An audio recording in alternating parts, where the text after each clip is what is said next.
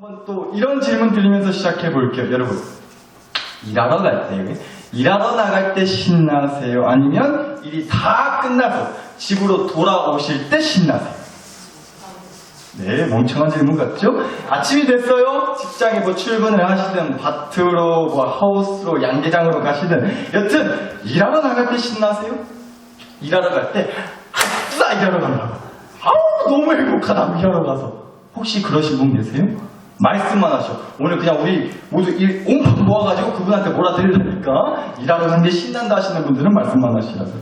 혹시 그런 분 안 계시겠죠? 일하러 갈 때 신난다 하시는 분은 아마 안 계실 것 같아요. 우리 모두는 당연히 일하러 갈 때보다는 일을 이제 다 끝내고 일을 다 마치고 이제 집에 들어갈 때 아이고 드디어 끝났다. 아유 이제 숨 좀 쉬겠다. 아이고 기분 좋다 신난다 그러실 것 같아요. 학생들도 마찬가지겠죠? 아침에 일하러 갈 때, 아니 아침에 일어나서 학교 갈 때 학생들이 학교 갈 때 신난다 할까요? 아니면 학교 끝나서 집에 올 때 신난다 할까요? 우리 초딩들, 고창초 4학년, 2학년 질문해 볼게요. 아침에 학교 갈 때가 좋아요? 학교 끝나고 집에 올 때가 좋아요? 이렇게 바로 대답이 나올 줄은 몰랐는데, 엄마가 바로 앞에 있는데, 대답을 잘하네요. 단번에 바로 대답 나왔어요. 학교 끝나고 집에 올 때가 좋다고 그래요. 그러니까, 보세요. 모든 학생들이 다 그렇게 얘기하지 않겠어요? 다 학교 끝나고 집에 올 때 좋다고 할 거예요. 그리고 저희 딸들 보니까 아시겠죠? 확실히 공부 쪽은 아닌 것 같아요. 저도 진짜 마음을 비웠거든요. 사실 하나님이 애시당초 응답을 주셨어요. 야 공부는 아니다잉 이렇게 응답을 주셔가지고 아이고 괜찮아요. 여튼 학교 끝나고 집에 올 때 학생들이 다 좋다 하겠죠. 그래서 아침마다 전쟁이지 않냐고요. 야 퍼뜩 좀 일어나라 학교 늦는다 라고 그렇게 매일같이 소리 지르고 그러지 않으시죠? 5분만 더 잔다고 막 그렇게 하면서 대판 아침부터 전쟁이지 않냐는 겁니다. 학교 가는 게 싫고 신나지 않기 때문에 그런 거죠. 혹시 이런 전화 받아본 적 있으실지 모르겠어요. 학교에서 전화가 온 거예요. 학교 끝날 때쯤 돼가지고 담임 선생님한테 전화가 온 거죠. 어머니 희주가 울고불고 난리가 났어요 지금. 왜요 선생님 무슨 일 있어요? 깜짝 놀라서 그렇게 물어보고요. 아니요 어머니 희주가 집에 가기 싫다고 학교에서 조금만 더 공부 좀 하고 가면 안 되냐고. 어떡하면 좋아요 어머니? 라고 하는 전화 혹시라도 받아본 적 있으세요? 정말 꿈만 같은 얘기잖아요 그렇죠? 혹시 우리 집사님도 응답 받으셨을지 몰라. 공부 쪽은 아니다잉? 그러신 것 같네요. 표정을 보니까 심심한 위로의 말씀을 드립니다. 여러분, 학생들이 다 그렇죠. 학교 갈 때보다 학교 끝나서 집에 올 때 신난다고 해요. 우리가 일하러 갈 때보다 일이 다 끝나고 일을 다 끝내고 집에 올 때 신나는 거랑 똑같은 거라고요. 그러니까 학생들도요, 학교 가는 걸 일이라고 생각한다는 거예요. 학교 갈 때보다 집에 올 때 그래서 신난다고 신난다고 하는 거라고. 그날 할 일 다 했다는 거예요. 학교 끝나면 일이라고 생각을 한다는 거죠. 학교 가는 거. 그래서 집에 올 때 신난다 하는 거란 말이죠. 그런데 사실 진짜 드리고 싶었던 질문은 이거였어요. 여러분 한번 잘 생각하고 대답해 보세요. 그래서 여쭤보는 건데요. 예배 드리러 올 때가 신나세요? 예배 마치고 집에 갈 때가 신나세요? 자, 이거 대답 잘 하셔야 됩니다. 이거 분위기 이상해질 수 있어요. 다시요. 예배 드리러 올 때가 신나세요? 예배 마치고 집에 갈 때가 신나세요? 솔직히 언제가 신나요? 네? 예배 받으러 올 때. 아유, 감사해요. 말씀만으로도 얼마나 감사한지 몰라요. 여러분, 근데 우리 한번 정말 솔직히 해보자고요. 언제가 더 신나세요? 예배 전? 예배 후? 자, 실은 다 똑같은 마음일 거라고 저는 생각을 해요. 이럴 때 총대매라고 있는 사람이 목사죠. 제가 총대맬게요. 솔직히 말씀드리겠습니다. 예배 드리러 올 때보다는요. 예배 마치고 집에 갈 때가 저도 신나요. 나는 아닙니다. 예배 드리러 올 때가 난 배신하지 마시고 우리 다 솔직히 그렇지 않나는 거예요. 가야지. 벌써 수요일이냐고. 가자. 가뜩이나 수요일날 사람들 안 나오는데 내 자리까지 또 빵꾸나면 우리 목사님 머리털 더 빠진다. 가자. 혹시 오늘 이러고 오셨을지 모르겠어요. 우리 집에 CCTV 달아놨냐고. 목사님이 내가 집에 산 일이 똑같이 하냐고.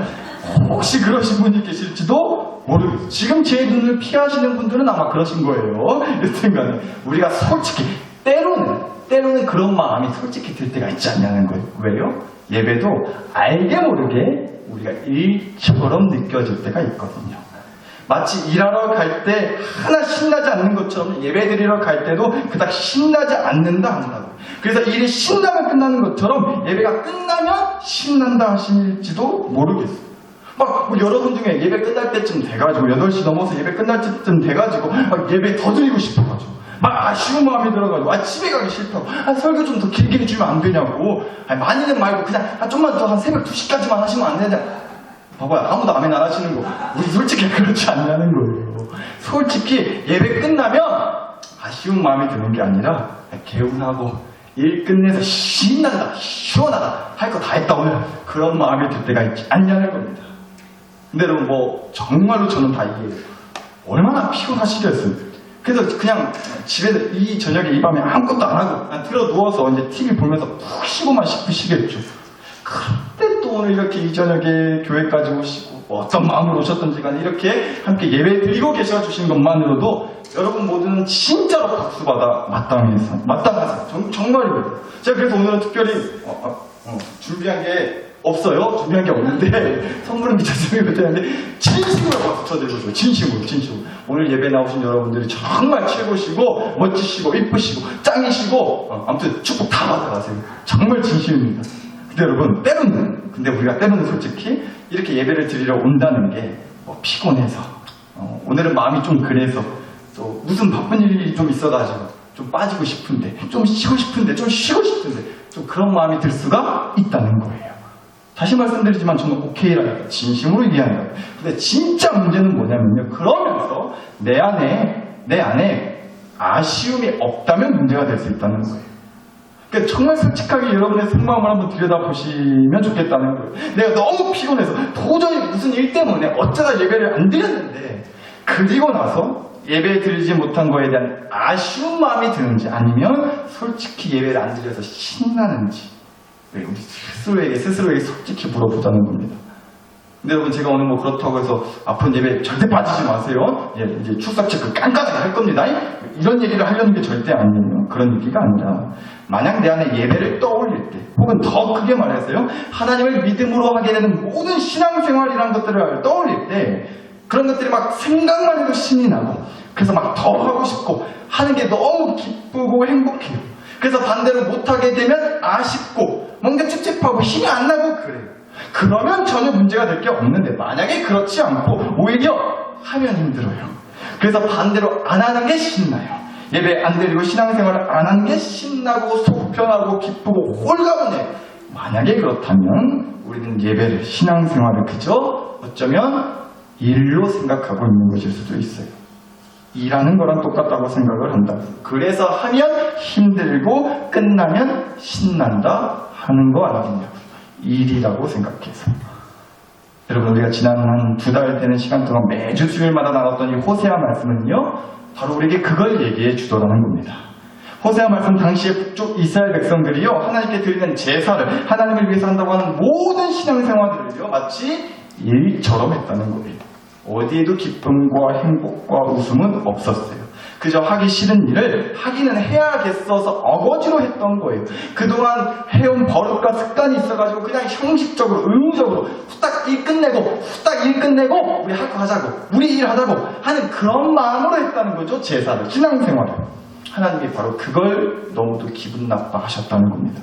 그래서 호세아 6장 6절 말씀, 우리가 전에도 이 말씀 봤지만 이 말씀이 호세아 전체 말씀에서 가장 핵심이 되는 말씀이기도 해요. 다시 보시면 호세아 6장 6절 나는 인애를 원하고 제사를 원하지 않냐며 번제보다 제사보다 하나님을 아는 것을 원하노라 라는 말씀 나온다고요.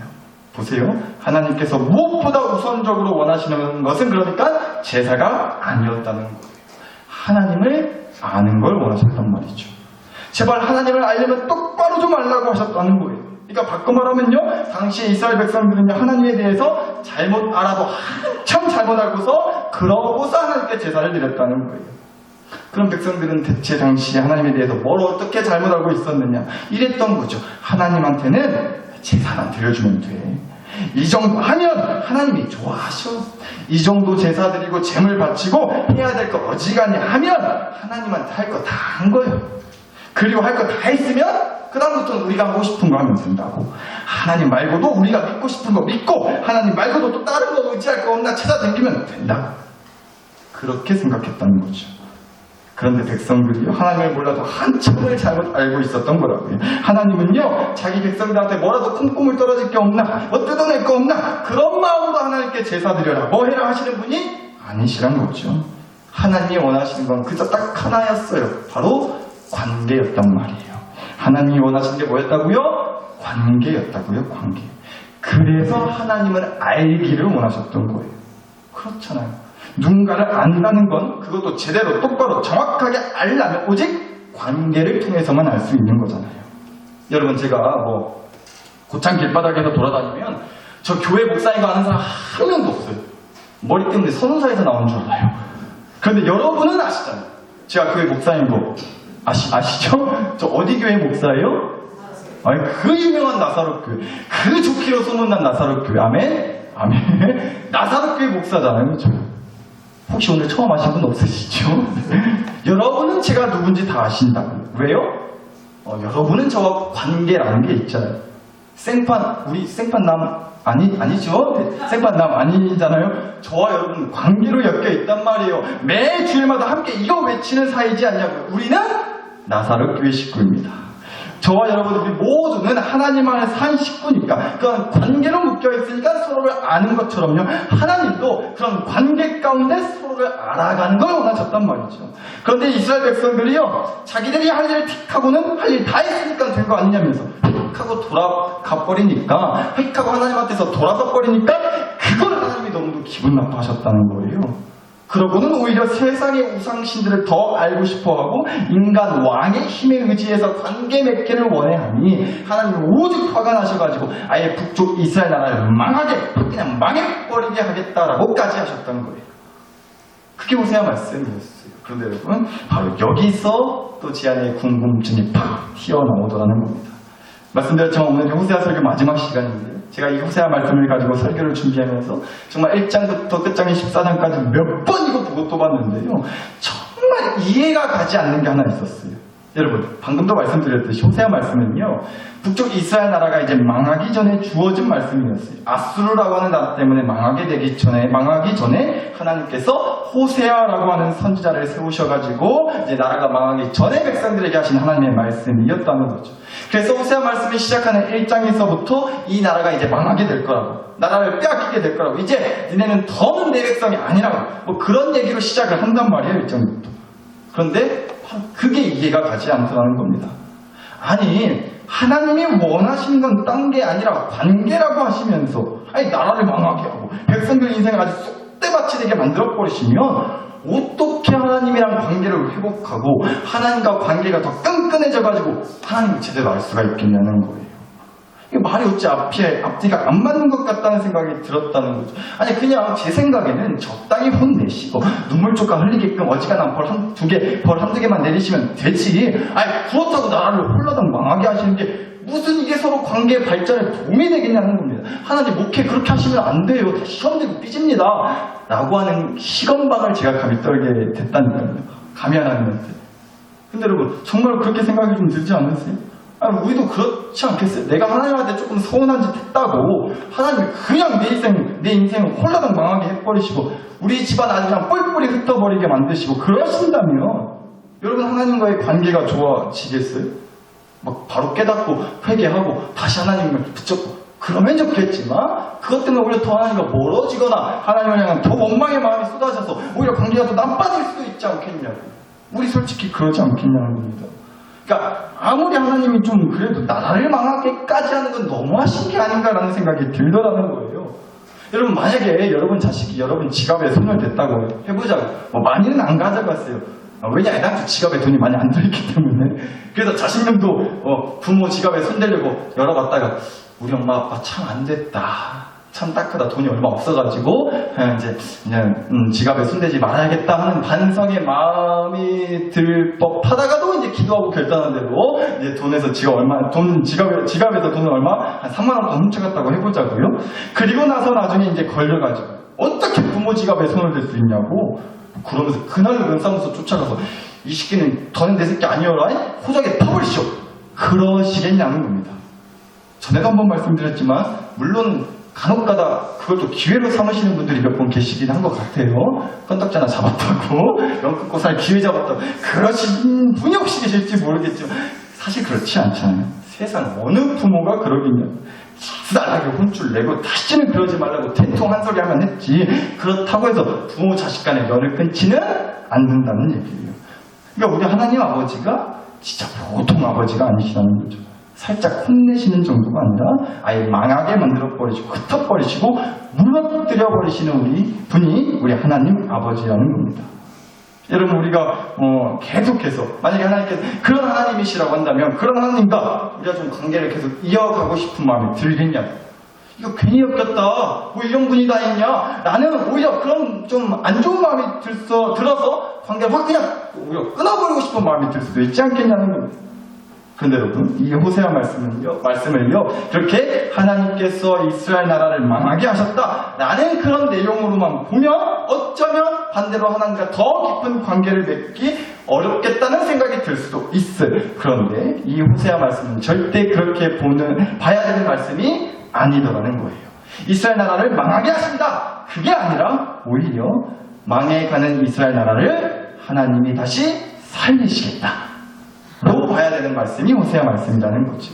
우리가 지난 2달 동안 살펴봤었던 호세아 말씀들이 죄다 그런 얘기였다는 거예요, 사실. 한번 쭉 볼까요? 좀 시간이 걸리더라도 제가 읽어드릴게요. 호세아 1장 10절입니다. 그러나 이스라엘 자손의 수가 바닷가의 모래같이 되어서 헤아릴 수도 없고 셀 수도 없을 것이며 전에 그들에게 이르기를 너희는 내 백성이 아니라 한 그곳에서 그들에게 이르기를 너희는 살아계신 하나님의 아들들이라 할 것이라.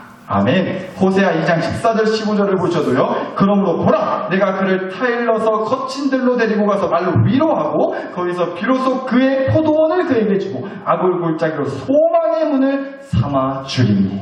아멘. 또요 호세아 6장 1절과 2절 여호와께서 우리를 찢으셨으나 도로 낳게 하실 것이 우리를 치셨으나 싸매어 주실 것입니다. 여호와께서 이틀 후에 우리를 살리시며 셋째 날에 우리를 일으키시리니 우리가 그의 앞에서 살리라. 아멘. 호세아 11장 8절 9절도요. 에브라임이여 내가 어찌 너를 놓겠느냐. 이스라엘이여 내가 어찌 너를 버리겠느냐. 내 마음이 내 속에서 돌이키어 나의 긍휼이 온전히 불붙듯 하도다. 내가 나의 맹렬한 진노를 나타내지 아니하며 내가 다시는 에브라임을 멸하지 아니하리니. 아멘. 하나만 더요. 오늘 주신 말씀 호세아 14장 4절 다시 보시면 내가 그들의 반역을 고치고 기쁘게 그들을 사랑하니 나의 진노가 그에게서 떠났음이니라. 아멘. 자, 여러분 몇 절 말씀 읽어드렸지만 어느 말씀도 하나 정말 아멘하기가 싫다. 아멘하기 거시기하고 껄쩍지근하다. 그런 말씀이 하나 없잖아요. 다 너무 좋은 말씀, 은혜가 되고 위로가 되고 소망이 되는 말씀들이 있지 않냐고요. 여러분 이게 바로 호세아 말씀이라는 거예요. 물론 이 말씀들 다 듣고도 여하튼 이스라엘 백성들은 실제 망하긴 했어요. 하나님이 망하게 하신다고 했으니까. 그런데 망한 걸로 끝이 아니었다는 거예요. 하나님이 원하시는 건 관계였다. 따라서 망하게 하고 관계를 쪽내겠다는 게 아니라 망하게 하고 도로 살려서 제대로 살려서 똑바로 살려서 진짜 끈끈한 관계를 세워나가겠다는 게 하나님의 최종 목표이자 결론이었다는 겁니다.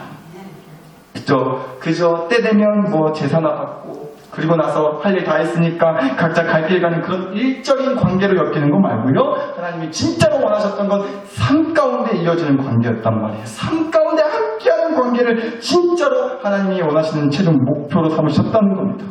왜냐? 일이라는 건 그렇잖아요. 시작과 끝이 있잖아요. 그래서 시작할 때는 하기 싫어 죽겠는 거고 끝나면 신나는 거예요. 일이라는 것은. 그런데 하나님은 백성들과 그런 관계를 원하셨던 게 아니란 말이에요. 시작과 끝이 없는 일상의 늘상 삶 가운데 함께하는 관계, 그 관계를 다시 제대로 세우시기 위해서 잘못 쌓아 올려진 관계를 허물고 제대로 세우시기로 한 거였어요. 호세아 말씀은 바로 그 하나님의 관계 회복의 인애, 사랑, 자비, 은혜, 하나님의 열심과 노력을 말해주는 말씀이었다는 겁니다. 나사렛 계시고요. 따라서 저는 이 호세아 말씀을 한마디로 정리하자면 이렇게 얘기할 수가 있겠더라고요. 관계를 시작하신 분도 하나님이시고 관계를 이어가시는 분도 하나님이시다. 한번 따라서 해보실까요? 관계를 시작하신 분도 하나님이시고, 시작하신 분도 하나님이시고, 관계를 이어가시는 분도 하나님이다. 관계를 이어가시는 분도 하나님입니다. 여러분, 우리가 절대로 잊지 말아야 될 사실이 하나 있어요. 우리가 하나님을 선택해가지고 하나님과의 관계가 시작된 게 아니에요. 하나님이 우리를 선택하셔서 관계가 시작된 거였다고요. 그런데 우리가 알게 모르게요, 내 발로 교회 나왔고 내가 선택하고 결정해서 하나님을 믿어준 거다, 그렇게 생각하지 아니라고요. 저는 확신합니다. 분명 하나님의 선택하심과 인도하심의 은혜가 있었기 때문에 저와 여러분이 오늘도 죽어라 이 교회에 무거운 걸음을 떼서 나올 수 있었던 거라고 믿어요. 우리가 아무리 뿌리치고 하나님한테 온갖 안 좋은 소리를 쏟아내고 그래서 다시는 하나님이랑 연을 안 맺고 끝내고 살란다 획하니 돌아서더라도 기어코 그 관계를 또 이어가시고 어떻게든 그 관계를 끌고 가시는 분은 하나님이신 줄 믿어요. 그게 은혜라는 거예요. 세상 천지 다 우리 나 몰라라 하잖아요. 누가 나를 챙겨줘요? 누가 나를 신경 쓰냐고. 다 각자 먹고 살기 바쁜데 영원한 내 편이 어딨냐고. 솔직히 그렇잖아요. 가족이요? 새끼들이요? 남편 아내가요? 물론 가족들 소중하죠. 귀한 내 편들 맞아요. 그러나 우리는 결국 사람이라니까요. 우리는 결국 모두 죄인이라고요. 그래서 서로가 서로를 영원히 책임져줄 수 없는 거예요.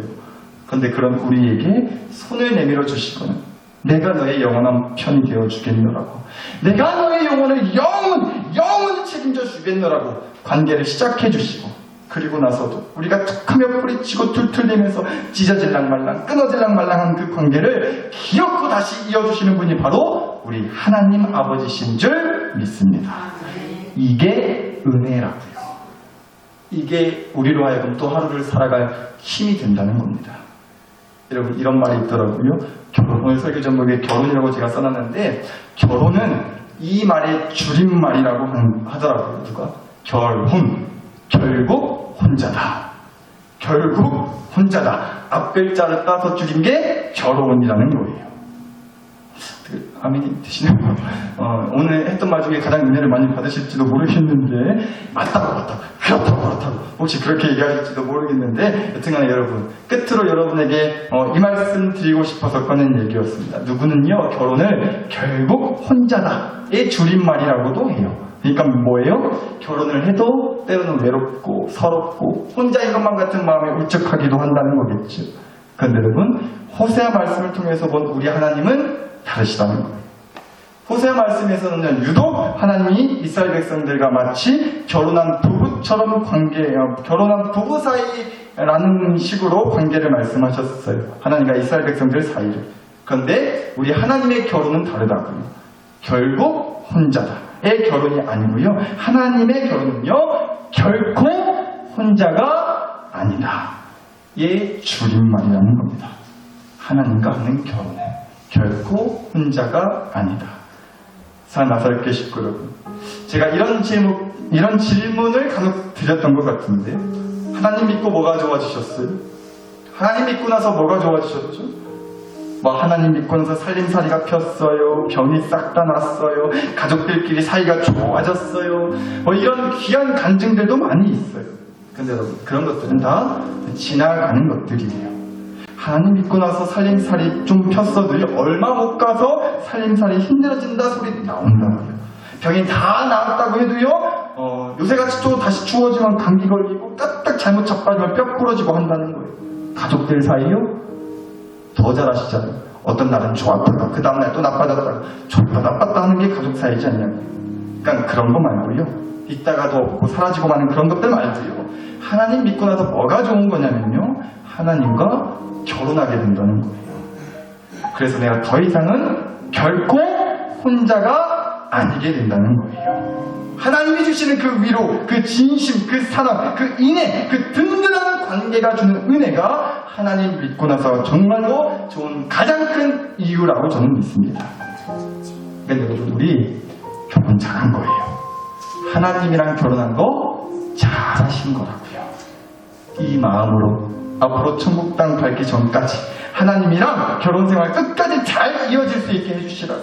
또 이런저런 이유로 하나님과의 관계가 그저 그럴 수 있을 텐데, 그럴 때 그런 나를 도로 붙잡아 주시고 그 관계를 다시 살려주시는 하나님의 손을 절대로 뿌리치지 말고 정신 차리고 하나님과 함께 끝까지 살아낼 수 있게 해주시라고 이 시간 주신 말씀과 은혜를 가지고 함께 주여 한번 부르고서 간절히 기도를 드리겠습니다. 주여